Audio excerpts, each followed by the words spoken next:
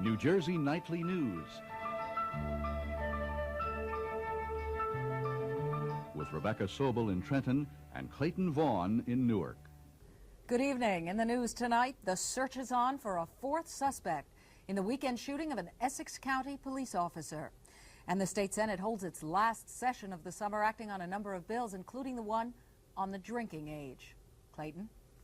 Good evening, Rebecca. Also in the news tonight, Newark was visited today by President Carter's chief domestic affairs advisor, who promised federal money for inner cities hit by unemployment in a recession. And in sports, Paul Budline reviews the first boxing card ever at the Meadowlands and last night's Cosmos win. A fourth suspect is being sought in the shooting death Saturday night of Essex County Police Officer Joseph Pochio. 3 other suspects were arraigned today on first-degree murder charges. Pochio, a 7-year veteran of the county police force, was killed in his squad car in Newark's Branch Brook Park. Reg Wells reports. At 10 o'clock this morning, 2 of the 3 defendants, 24-year-old Carlos Delgado and 21-year-old Stephen Cato, were taken from their cells at the Essex County Jail. The suspects, being held without bail, were taken to Superior Court and charged with first-degree murder. Delgado needed an interpreter to translate the judge's remarks. A third suspect is a minor, and his name is being withheld because of his age. He was arraigned in juvenile court. A fourth suspect, 32-year-old Felix Rodriguez, is still at large. Late Saturday night, Officer Pochio chased a car that was speeding in the wrong direction of a one-way street in Branch Brook Park. Police officials say the suspects had just held up an illegal gambling operation on Bloomfield Avenue.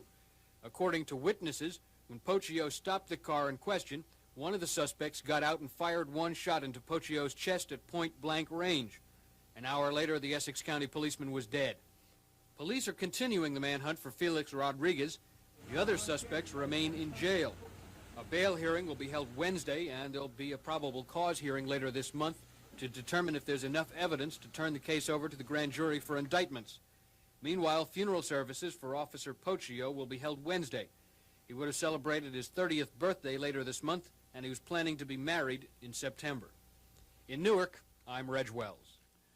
Joseph Fisher, the New Jersey ex-convict, former mental patient and self-professed mass murderer, was described today in a Poughkeepsie, New York court as competent to stand trial for the killing of his wife. The finding came from 2 psychiatrists who had examined Fisher. They say he can understand what is going on and help in his own defense. Although charged only in the killing of his wife, Fisher has claimed that he's killed 20 other people in 6 states after his parole from Trenton State Prison last year. However, he's only been linked so far to 2 other murders in Oklahoma and Arizona. Rebecca. Governor Byrne today signed a bill putting a $475 million transportation bond issue on the November ballot.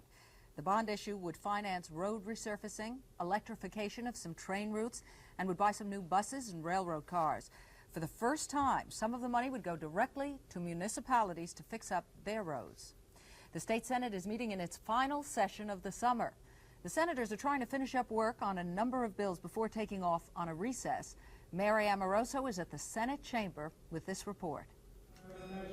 The Senate just gave final approval to a bill providing state financing for gubernatorial primaries, plus a companion bill that will allow Jersey City Mayor Tommy Smith to keep some $400,000 he's collected for his gubernatorial run. The upper house also approved a measure that will raise the casino tax by 3%. The governor is expected to sign it. That extra casino money will go towards reducing the fuel bills of senior citizens this winter, under another bill approved today. Earlier today, the Senate confirmed Bernay Jerry English as the new state environmental commissioner. Mrs. English has no scientific or engineering background, but she was praised by Democrats and Republicans alike for her energy and her administrative ability. The Senate also gave final approval to statewide high school graduation requirements, and it voted once again to raise the drinking age to 19, killing convoluted assembly amendments that would have allowed teenagers to drink beginning on the July 1st after their 18th birthday. The drinking bill now goes back to the Assembly, which is expected to meet August 20th. At the State House, I'm Mary Amoroso. Madison Avenue seems to have rescued the Jersey Shore. Ocean County officials say a 2-week advertising campaign on area television has attracted tourists who were staying away in droves. The gas crunch, bad weather were the culprits, and they made May and June 2 of the worst months for tourism in recent years. Because of the ads on New York and Philadelphia stations, things were looking up in July. Officials say a busy August will turn a disastrous summer season into at least an average one for shore merchants. The 2 Atlantic City casinos have announced their winnings for the month of July, a combined take of over $35 million. Even though July was the first month of casino competition, Resorts International enjoyed its best month ever. Gamblers lost over $800,000 a day.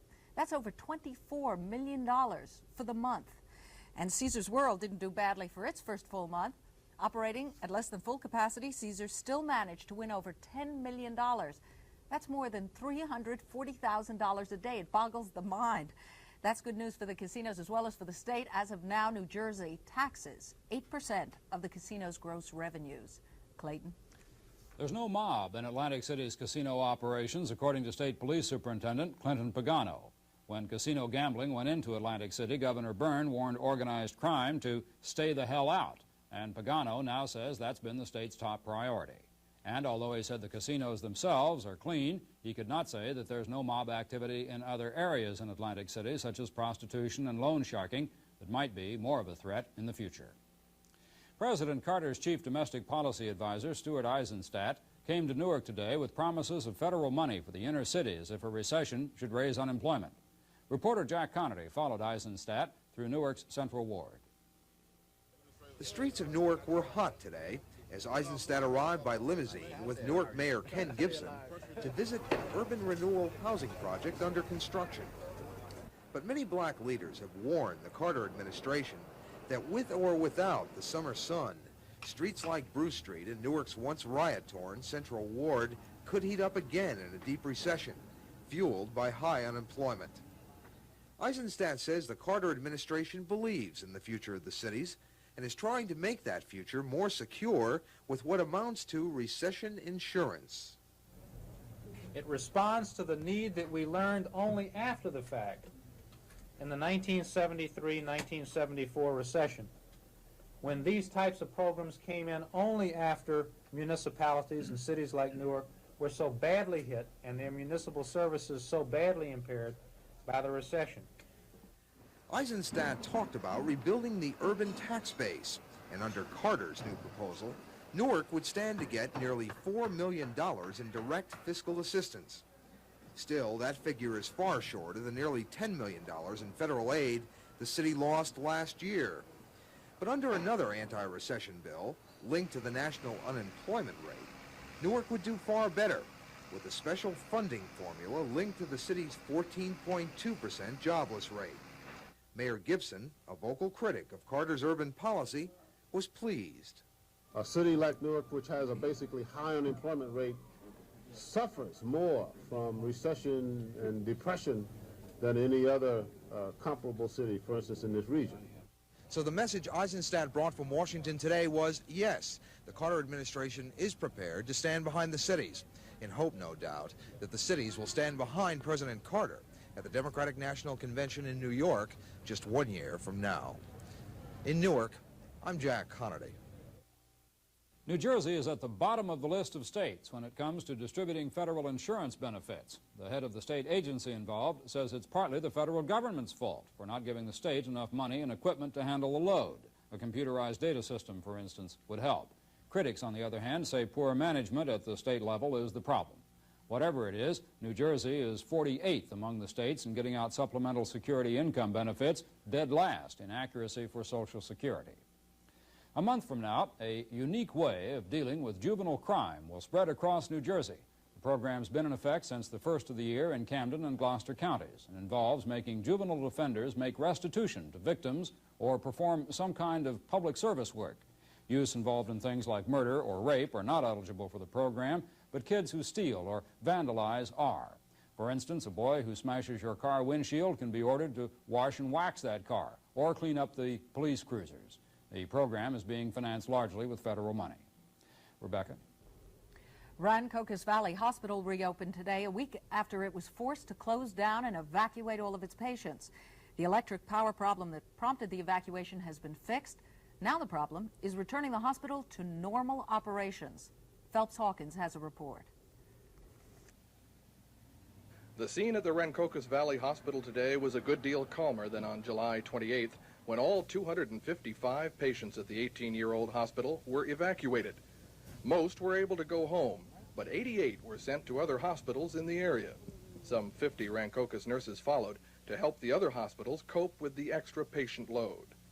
The problem arose when 3 main power panels blew out, evidently as a result of massive short circuits caused by moisture condensing in the panel insulation. No action against the manufacturers is being planned. The panels themselves were about 19 years old, and it just appears to be a set of freak circumstances at this point that caused the initial failure. However, we're awaiting the insurance company's actual report on the series of events. The cost of the new equipment alone was $50,000. Installation and the costs of closing the hospital for a week have not yet been figured. There could be other costs involved here, like the reputation of the hospital. After all, hospitals aren't supposed to close down. And officials here admit that initially they were concerned about whether both patients and doctors would want to return. But return they did. Janice Steed of Bristol, Pennsylvania, was one of the first to be admitted as the hospital officially reopened at noon. You're going to be on the second floor, and the number's 202, bed 2. And the doctors are coming back too. Jack Sahlberg reported that doctors are referring even more patients to the hospital than was expected. So I would anticipate that, if anything, this may have a positive effect in that people know that when we reopen today, that everything has been thoroughly checked out, thoroughly replaced, and in fact we've gone ahead with other projects, and really the hospital looks better now than it has for a long time. And as hospital workers enjoyed free food today in the cafeteria, one smiling worker said the power outage could have been a blessing in disguise. In Willingboro, I'm Phelps Hawkins. Hay fever sufferers are in for some unpleasant times this month. Pollen levels are unusually high for August. According to researchers at Middlesex General Hospital, the recent rain combined with high humidity have contributed to the high pollen count. The high levels are expected to continue through Labor Day weekend. And if you've got hay fever, that's not good news. But what is good news is the nice weather we had most of today will be with us through tomorrow. Tonight will be clear and cool, less humidity. Lows will be in the upper 50s. Tomorrow looks sunny, pleasant, highs in the mid-80s. Wednesday will be hot, temperatures again in the mid-80s, but there is a chance of a thundershower.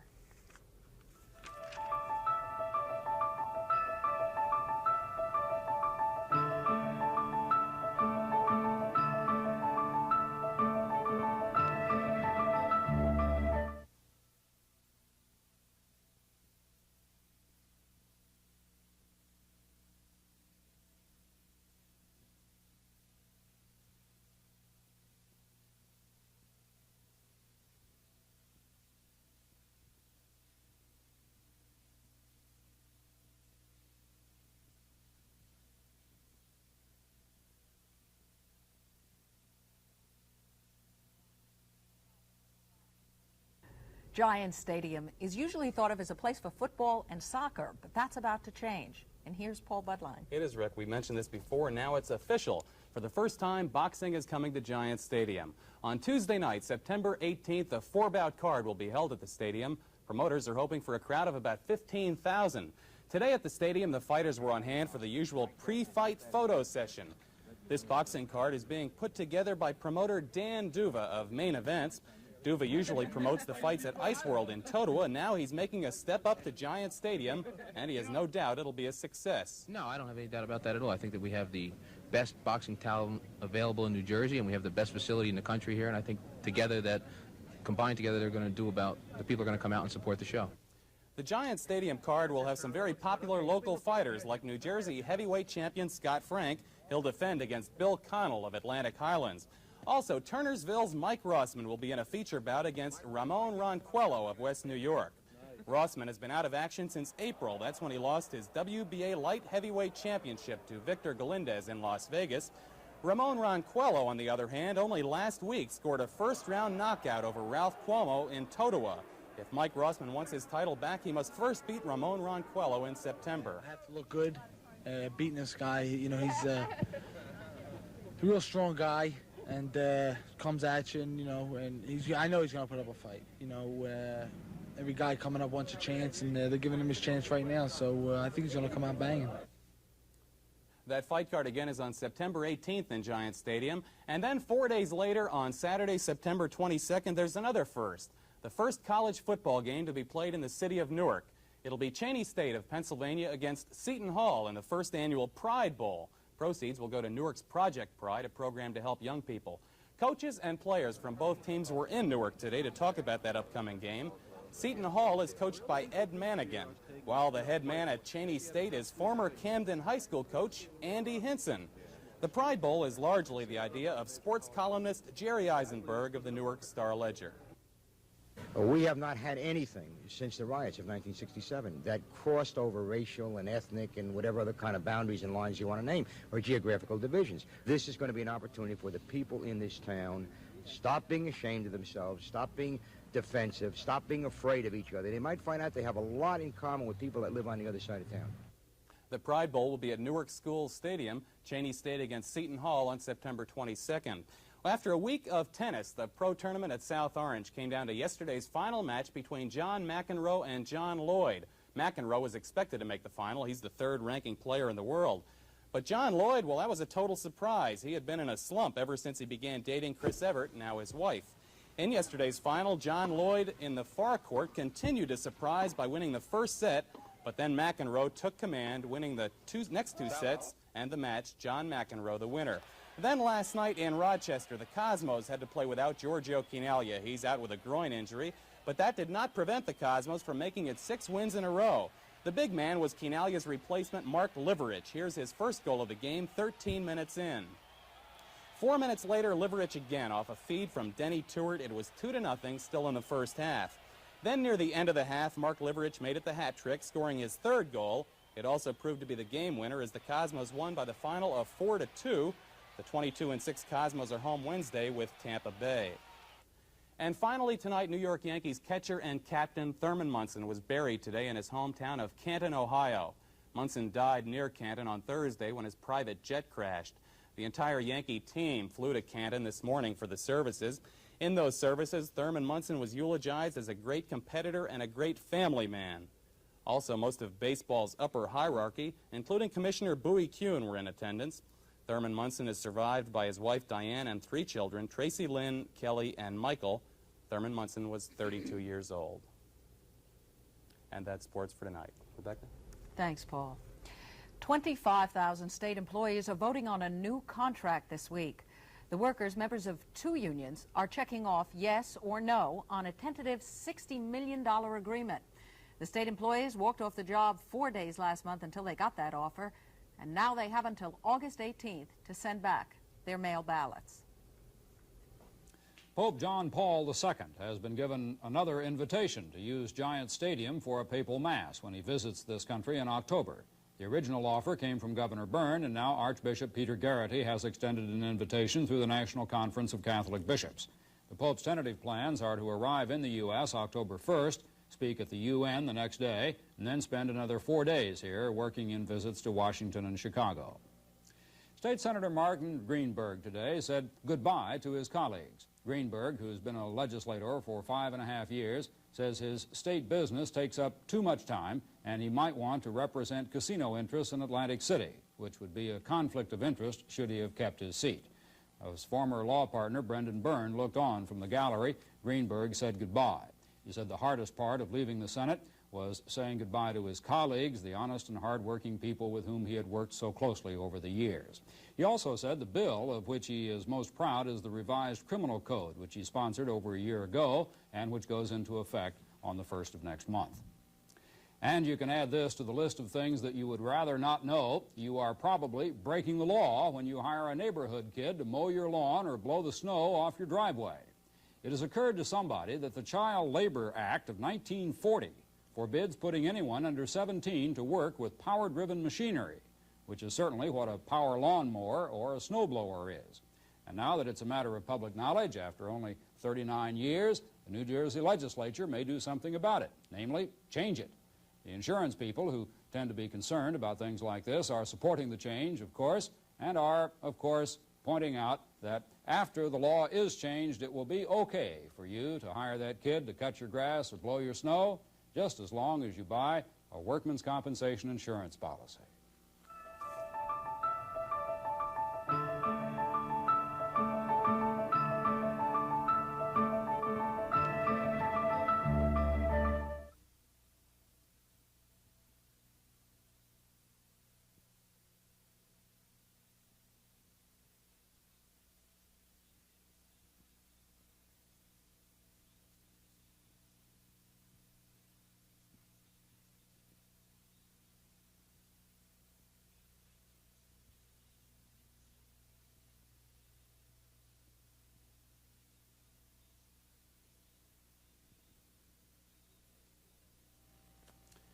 New Jersey retailers who have sales would have to be a bit more careful under a new rule being proposed by the State Division of Consumer Affairs. The rule would be aimed at those stores that advertise sale items and then run out of that merchandise. The store would be required to give the customer a rain check and ship the item when it's restocked, or else sell comparable or superior merchandise at the advertised price. Exceptions would be allowed for items with a specific quantity limitation. Rebecca? The state legislature is just about finished with its busiest session in years. But according to our at-issue commentators, quantity doesn't necessarily mean quality. Here with their legislative picks and pans, Richard Leone and Tom Kane. Tom, with the exception of a few bits and pieces, the 1979 version of the New Jersey legislature has wound up its work. There were some substantial accomplishments and a few regrettable actions, and there is unfinished business. One glaring sin of omission, for example, is the failure so far to settle the auto insurance issue. That's been put off, but there's still a push to get a bad highlight bill through the legislature. Now, I know of no bubbling public demand to legalize another form of gambling, but lots of people want and need auto insurance reform. The legislature also has failed to act on a well-intentioned bill to create a Department of Cultural Affairs. Now, I'm as much in favor of culture as the next guy, maybe more so. But I don't think we need another Department of State Government. In fact, I have a hunch that more bureaucracy in the area of cultural affairs is likely to be counterproductive. This bill, along with the proposal to create an Economic Development Department, should be allowed to sit for a while until their need is clearly proven.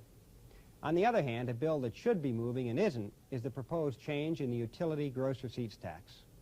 This tax now provides an enormous windfall to those communities which happen to have power plants located within their borders. A more equitable treatment of utility tax receipts probably would mean more tax relief for more taxpayers than any money we'd ever make from High-Li, and perhaps even from casino gambling. It's a reform that's long overdue. But of course, no legislature ever completes its total agenda. Maybe some good bills might yet pass before this fall's legislative election. Tom, I hope when people vote in November, they will think not only about who they want to send back to Trenton, but also about what they want them to do when they get there. Dick, granted there's a lot of unfinished business, but I, for one, don't want to see this legislature finish it. I agree with you that there are some bills of merit that should be passed. Of course they've copped out on insurance reform. They should pass those bills. And there's a good bill pending giving tax credit for inner-city development. And I'd love to see them return and pass initiative and referendum. And what about Walt Cavanaugh's Sunset Bill? Remember? That's the one that allows government agencies to quietly fade out of existence once they've fulfilled their function. It's been waiting action in a Senate committee since early January. But I don't believe that this legislature will pass these good bills, no matter how long they sit. They will pass other bills, however. And that's what I'm worried about. This group of lawmakers has introduced over 7,000 bills or resolutions. These bills get into every conceivable subject. One requires you to get a license if you plan to catch more than 25 eels in a day. Another would create a state law mandating that each passenger on a bicycle ride in a separate seat. A third, introduced by Jim Bornheimer, one of the weightier legislators, permits the manufacture of 200 gallons of beer within the home for personal consumption. But these aren't the bills that really concern me. The ones that do fall in three general categories. One group would spend money the state doesn't have and would be required to get through new taxes. A second group, pushed by lobbyists, would give special interest groups an advantage at the expense of the general public. A third large group of pending bills mandate more and greater government regulation over every aspect of our lives. You see, I'm afraid that if this legislature returns, they'll pass the bad bills instead of the good ones. So, Dick, I'll sleep a lot better if our lawmakers don't return to Trenton. Perhaps the electorate will make some needed changes this fall. Then we can get on to unfinished business. Once again, our top stories. Authorities are searching for a fourth suspect in the weekend shooting death of an Essex County police officer. The state Senate, trying to finish up for the summer, raises the drinking age to 19, but that must now be approved by the Assembly. And that's the news. Good night, Clayton. Good night, Rebecca. And good night for the New Jersey Nightly News.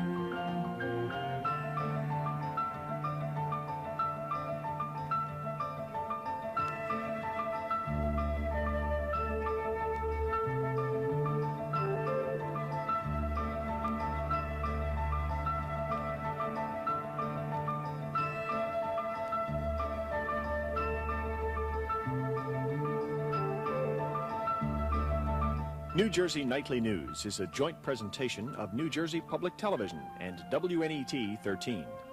The program is broadcast weeknights at 6:30 on Channel 13 and at 7:30 on New Jersey Public Television. There's a repeat broadcast at 10 p.m. on New Jersey Public Television and at 8 the following morning on Channel 13. Portions pre-recorded.